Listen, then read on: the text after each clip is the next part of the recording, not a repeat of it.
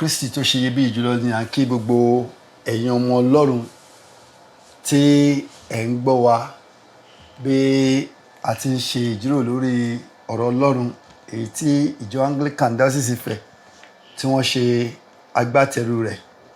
Ní àṣálẹ́ yìí ní agbára Ọlọ́run a ní bàbá wa àlùfáà àgbà tí wọ́n ti ṣiṣẹ́ Ọlọ́run tí wọ́n fẹ̀yìntì ṣùgbọ́n yá tí kò tí ì rẹ̀ wọ́n tí kò sì ní rẹ̀ wọ́n láéláé. Ẹ bá wa kí àwọn aráalé kẹ́sì dárúkọ yín fún wọn sà.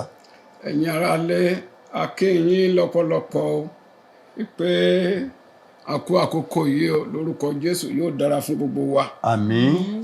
Orúkọ mi ni àlùfáà àgbà Venerable Emmanuel Ọpẹ́yẹmí Ògúnmiládé retired.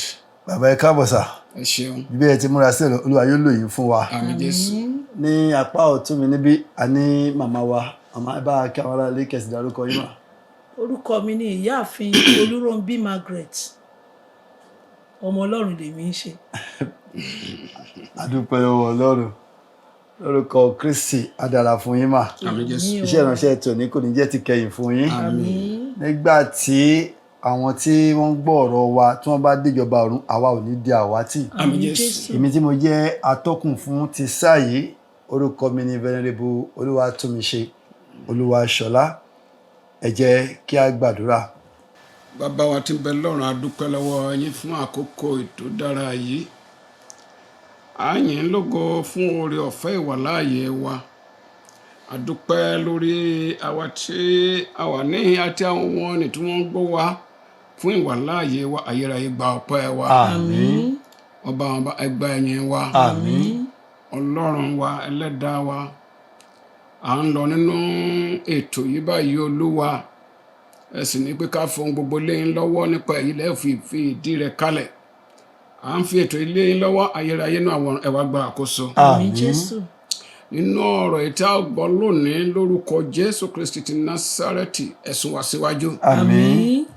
A bẹ̀ ọ́ ọ̀rọ̀ náà jẹ́ kó yé wa yéké. Àmín. Tó bẹ́ẹ̀ gẹ́ ọ̀rọ̀ tá ọgbọ́n lónìí jẹ́ kó tọ́ka sí ìjọba ọ̀run fún wa. Àmín.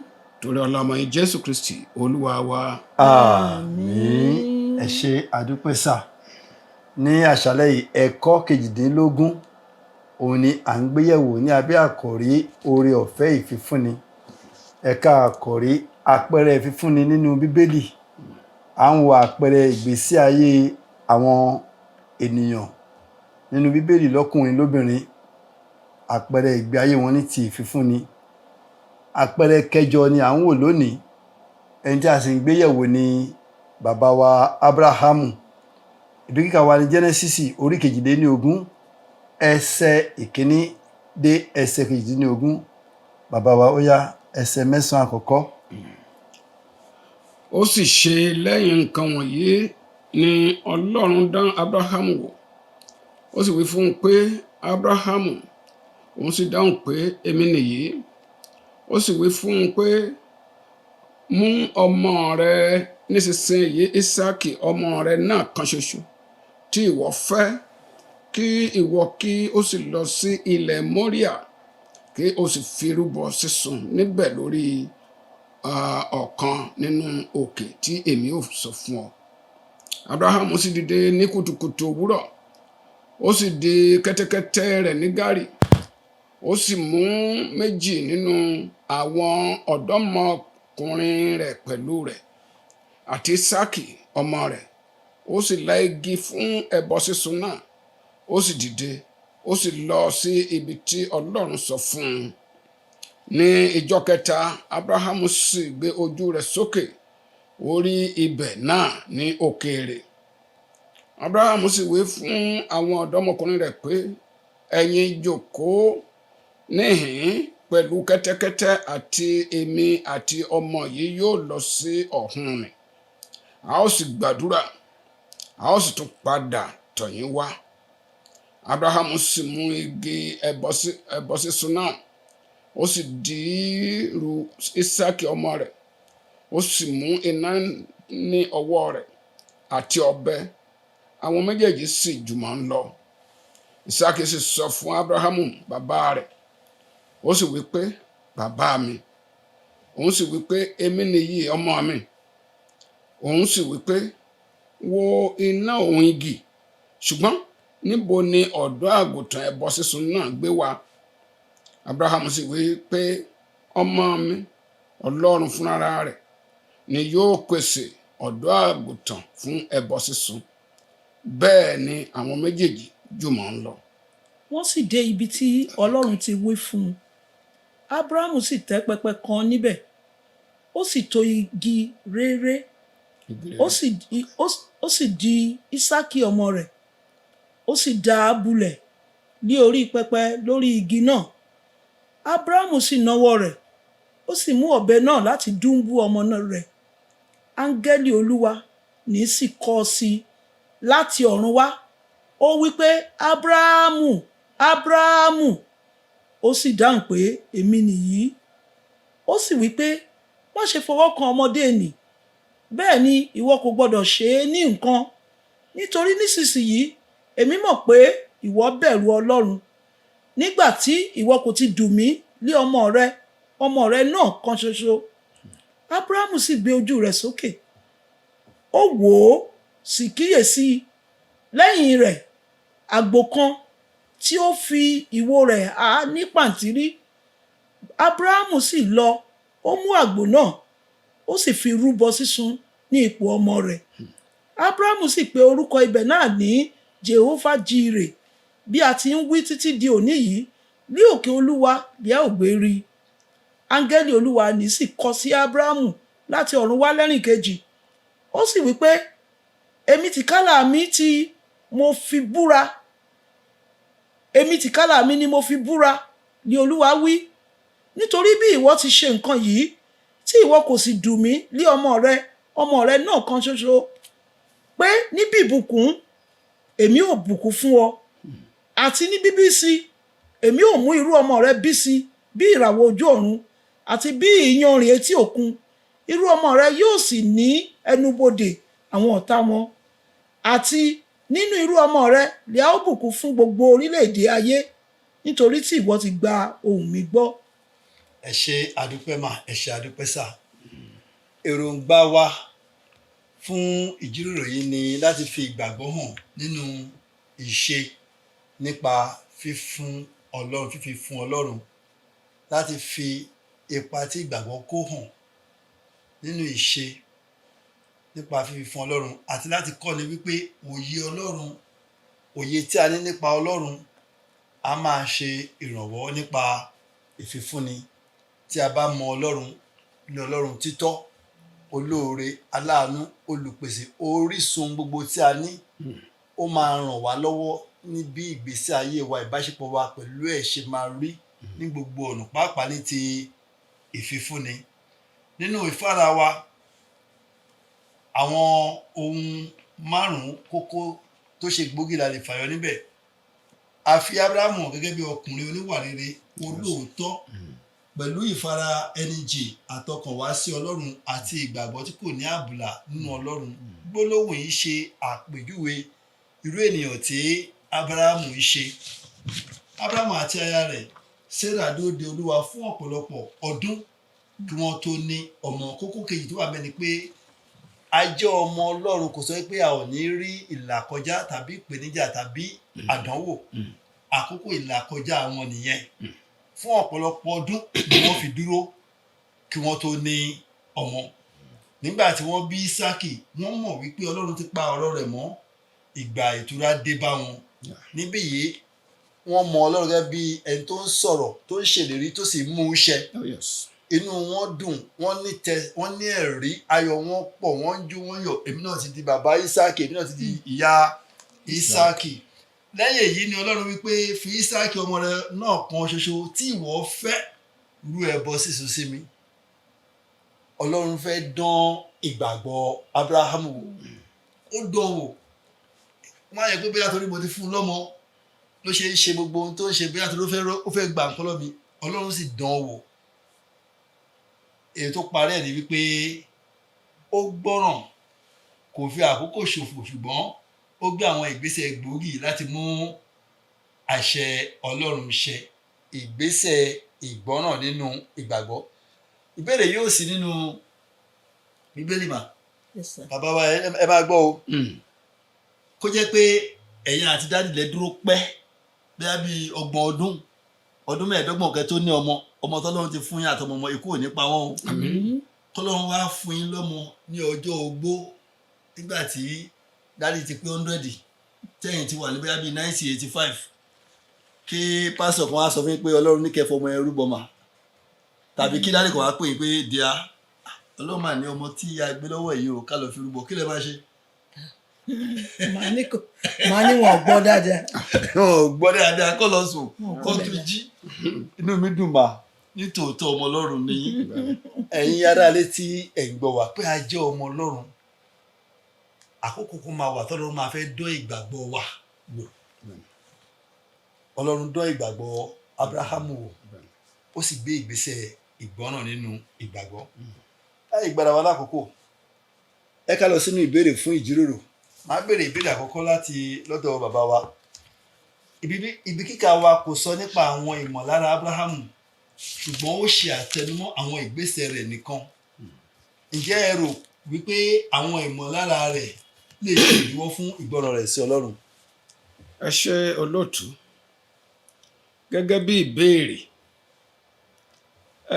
èmi ò sọ pé bẹ́ẹ̀ ni ìmọ̀lára Ábúráhámù lè ṣe ìdíwọ́ fún ìgbọràn rẹ̀ sí Ọlọ́run nítorí wípé tó bá jẹ́ pé nípa ti ara ni ó mú ọ̀rọ̀ náà yóò tẹ̀ fẹ́ ṣì sọ ni nítorí wípé a ní pé èmi ò rò pé ohùn Ọlọ́run lélẹ́yìí o ọmọ tí a ti dúró fún tipẹ́tipẹ́ ọmọdé ń dàgbà ẹ̀tún ni pé báyìí ṣùgbọ́n nítorí pé ẹni tó ní ẹ̀mí Ọlọ́run ẹni tó ti bá Ọlọ́run rìn fún sáà kan nígbà tí eléyìí wá ṣẹlẹ̀ ó dàbí wípé kò fẹ́ ṣubú nínú ìgbàgbọ́ èyí tó ti ní sí Ọlọ́run so fún ìdí èyí nípa ìgbàgbọ́ yìí ló fi gbà bẹ́ẹ̀ fún Ọlọ́run tí ò fi já Ọlọ́run níyàn.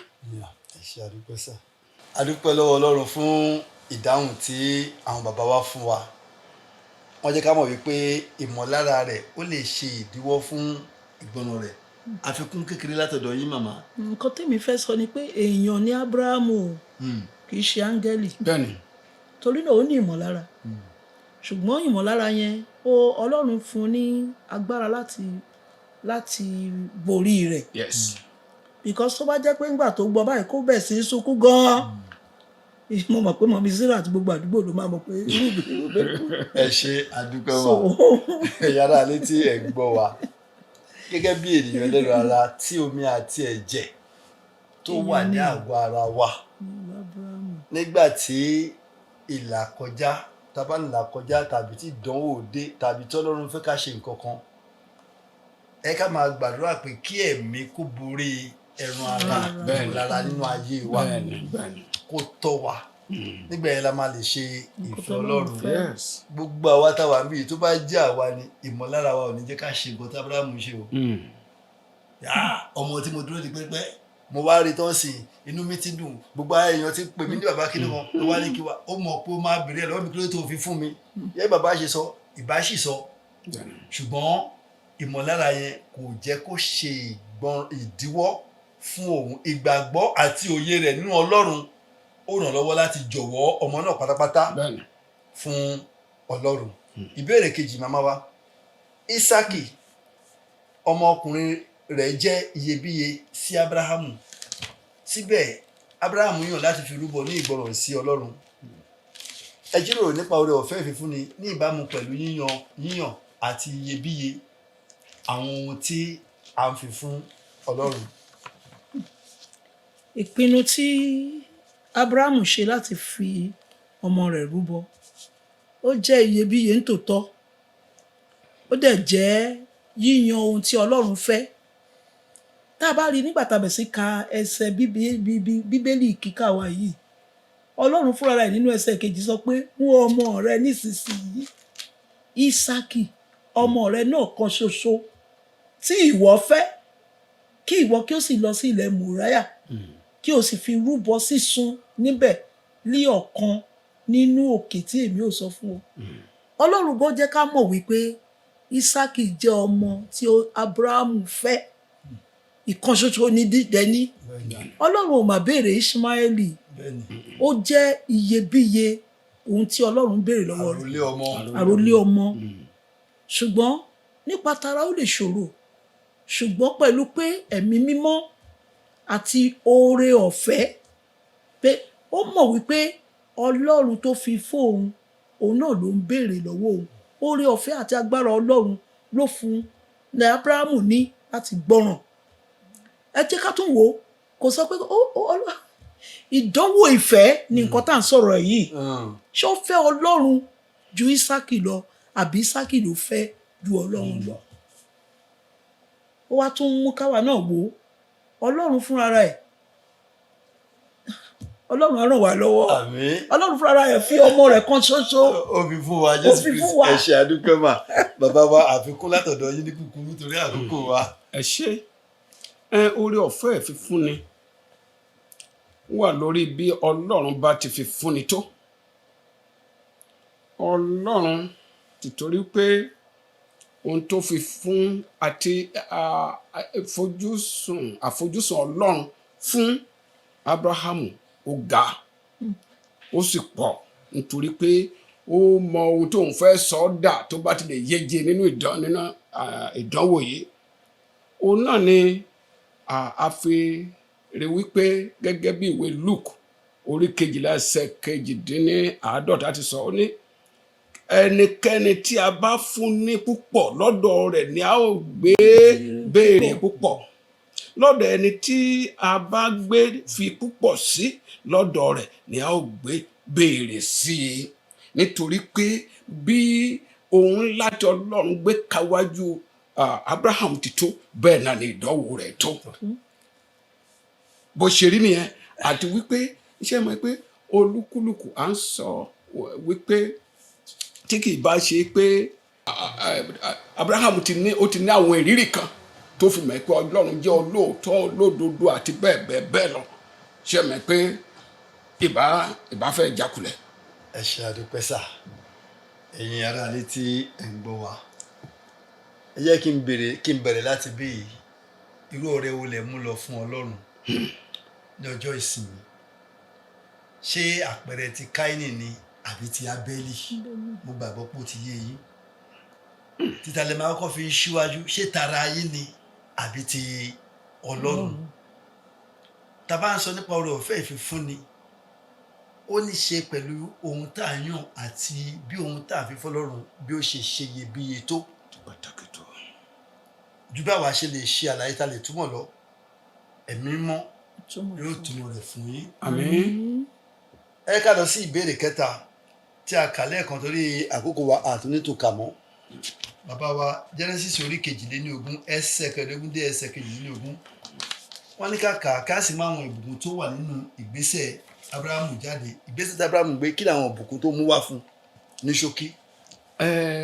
Àwọn ìbùkún tó mú wá fún, tí a bá wo ibi kíkà wa, a ó rí ní ẹsẹ̀ 17 àti 18. Níbẹ̀ ni ó ti sọ wípé pé ní bíbùkún èmi ó bùkún fún ọ. Ara ìbùkún àkọ́kọ́ nìyẹn tó nípọn. Àti ní bíbí sí èmi ó mú irú ọmọ rẹ bí sí i bí ìràwọ̀ ojú ọ̀run, ìyẹn ló jẹ́ ìkejì. Àti ìkẹta bí iyanrìn etí òkun ni irú ọmọ rẹ. Ìkẹrin òun náà ni pé irú ọmọ rẹ yóò sì ní ẹnu bodè àwọn ọ̀tá wọn. Eléyìí gangan ó jẹ́ iyebíye fún àwọn ọmọ Ọlọ́run, wípé ọ̀tákọ́tá tó bá lóun gbógun tiwa, òun gbógun ti ara rẹ̀ ni. Nítorí wípé nípa èyí tí Ọlọ́run ti sọ nípa tiwa yìí, Ọlọ́run ti fún wa ní ẹnu bodè àwọn ọ̀tá wa. Then ìkarùn òun náà ni wípé ó ní irú ọmọ Ábúráhámù ni a ó bùkún fún gbogbo orílẹ̀-èdè ayé, gbogbo orílẹ̀-èdè. Ó sì ṣe bẹ́ẹ̀ nípa fífún wa ní ọmọ bíbí rẹ̀ kan ṣoṣo fún gbogbo àgbáyé. Àgbáyé ni kò ta ẹnikẹ́ni yọ, ṣùgbọ́n ẹnikẹ́ni tó bá wá gba ọ̀rọ̀ rẹ̀ gbọ́ ni o. Bẹ́ẹ̀ ni. Sọ fún ìdí èyí, Olúwa ti mú eléyìí ṣẹ. Ó nítorí tí ìwọ ti gba ohùn mi gbọ́. ẹ ṣé àdúpẹ́ sà. màmá wa àfikún ní kúkúrú torí àkókò wa. Ọlọ́run sọ fún bàbá Ábúráhámù wípé irú ọmọ rẹ̀ yóò dàbí iyanrìn etí òkun. Oh yes. Títí dòní a máa ń kọ lórin ìbùkún Ábúráhámù tèmi ní í ṣe yóò jẹ́ táwọn olùgbọ́ wa náà lórúkọ Jésù Kristi. Àmín. tí mo bá ní kí n ṣe àkójọpọ̀ ohun tí àwọn màmá wa àti àwọn bàbá wa sọ ó ní pé àkọlùkọgbà ìbùkún ayérayé tí kò lópin tó jẹ́ pé àwa tá a jẹ́ irú ọmọ Ábúráhámù nípa ìsọdọmọ à ń jẹ nínú rẹ̀ títí di òní. Yes. àti wípé láti ipasẹ̀ irú ọmọ Ábúráhámù ní àwọn àgbáyé tí ń di alábùkún fún wọn jẹ́ orísun ìbùkún ayọ̀ ìrandíran ọ̀pọ̀lọpọ̀. ara oore ọ̀fẹ́ tó wà nínú ká máa fi fún Ọlọ́run nìyí o àti fún ọmọ ẹnìkejì wa. ìbéèrè tó kẹ́yìn màmá wa bí ó bá wà wọ́n ní kí ẹ sọ kí ẹ ṣàlàyé ẹ̀kọ́ tí ó wà nínú yíyan Ábúráhámù láti yọ̀ǹda ọmọ rẹ̀ láti fi rúbọ sí Ọlọ́run gẹ́gẹ́ bí Ọlọ́run ti béèrè lọ́wọ́ rẹ̀. Èkíní ẹ jẹ́ ká mọ̀ pé kò sí ohun tí ó yẹ kó kún wa lójú ju Ọlọ́run lọ. ẹ̀kọ́ àkọ́kọ́ ni ohunkóhun kò gbọdọ̀ pọ̀ jù fún wa láti fi fún Ọlọ́run. Òun ló ṣáà fún wa ní nǹkan yẹn kò sí nǹkan tá a ní tí kì í ṣe pé òun ló fún wa. Èkejì ni wípé bí ìrúbọ wa bá ṣe pọ̀ tó bẹ́ẹ̀ ni ìbùkún wa máa ṣe pọ̀ tó. Lúùkù orí 6 ẹsẹ̀ 18 sọ wípé fífún ni a ó sì fi fún ọ pẹ̀lú àkìmọ́lẹ̀ ìbùkún. So bá ṣe fi fún Ọlọ́run náà ni Ọlọ́run ṣe máa fi fún wa. Ẹni tó bá fúrúgbìn kéhún ló máa ká o. ẹni tó bá fúrúgbìn púpọ̀ ló máa ká. nǹkan kan tó tún wá jẹ́ ìbùkún tó tún jẹ́ ẹ̀kọ́ tá a lè kọ́ ó ní pé ọ̀rọ̀ ẹnu wa. Ísákì ní bàbá mi igi nìyí iná mà nìyí ọ̀bẹ nìyí ẹran tá a fẹ́ lò dà ẹ̀kọ́ ọ̀rúbọ dà. bàbá wa Ábúráhámù kò sọ ọ̀rọ̀ òdì ó sọ àsọtẹ́lẹ̀ ó pe nǹkan tí kò sí bí ẹni pò ti wà ó sì wà. Ó ní Olúwa yóò pèsè àgùntàn fún ìrúbọ bẹ́ẹ̀ ló sì rí. ẹ ṣé àdúpẹ́ mà àbíkún bàbá wa. káyọ̀ Jésù lógo. jókì torí àkókò wa bàbá. ó kọ́ wa bí a ti ń fi ohun tó dára fún Ọlọ́run pàápàá jùlọ téèyàn bá wo ìwé Genesis orí 7:20 ẹsẹ̀ kọkànlá rẹ̀ ó sọ pé bẹ́ẹ̀ kọ́ Olúwa mi gbọ́ ti èmi mo fi oko náà fún ọ àti ihò tí ohun tó ṣẹlẹ̀ ń bì ni pé Abraham ń béèrè ilẹ̀ ibi tó máa sin ìyàwó rẹ̀ sí ìyàwó rẹ̀ Sarah ó wá ń bi wá pé bó lòun ó ṣe rílẹ̀ àti bẹ́ẹ̀ lọ so wọ́n wá fẹ́ fún ní ọ̀fẹ́ ṣùgbọ́n ó ní rárá ò bẹ́ẹ̀ kọ́ ẹjọ́ òun máa sanwó fún eléyìí òun ò lè ṣe nǹkan kan tó jẹ́ pé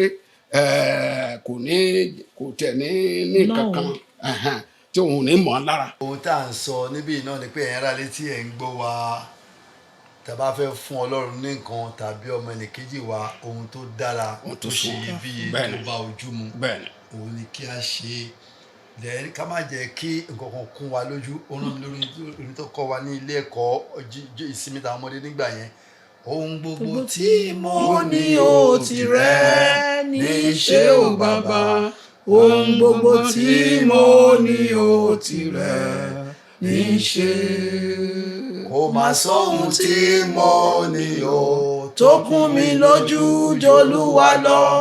Kò má sóhun tí mo ní ó tó kún mi lójú jOlúwa lọ. Ohun gbogbo tí mo ní ó tìrẹ ní í ṣe. nígbà tá à ń bọ̀ wá sí ayé a kò mú ohunkóhun dání. nígbà tá a bá sì máa kúrò bẹ́ẹ̀ a lè mú ohunkóhun jáde. ká má gbàgbé Ọlọ́run ni olùfúnni ní ohun rere gbogbo. ká má jẹ́ kí ohun tá a fẹ́ fún Ọlọ́run eléyìí ti pọ̀ jù mi ò lè gbélé ìjẹ́bi nìkan ni mo wà ní Olúwa ràn wá lọ́wọ́. ọ̀rọ̀ ìparí pẹ̀lú ìdojúkọ Ábúráhámù láti yàn láàrin ìmọ̀lára rẹ̀ gẹ́gẹ́ bí bàbá àti ìgbàgbọ́ rẹ̀ nínú jíjẹ́ olóòótọ́ ìjólóòtọ́ sí Ọlọ́run ó yan ìgbàgbọ́, kò jẹ́ kí ìmọ̀lára rẹ̀ iṣẹ́ ọmọ yìí máa lọ náà nìyẹn, irú kí lè kò jẹ́ kó dí ìgbàgbọ́ òun nínú Ọlọ́run, kò jẹ́ kó di lọ́wọ́. Ní ìfìdímúlẹ̀ ìjólóòtọ́ Ọlọ́run fún Ábúráhámù ní ìbùkún tí ó kọjá òye àti ìrètí rẹ̀. Yẹ ìwà ìfifúnni rẹ wò, ǹjẹ́ o ní inú dídùn sí ìfifúnni? Kí ni ìwúrí rẹ nípa ìfifúnni? Kí ni o máa ń fifúnni?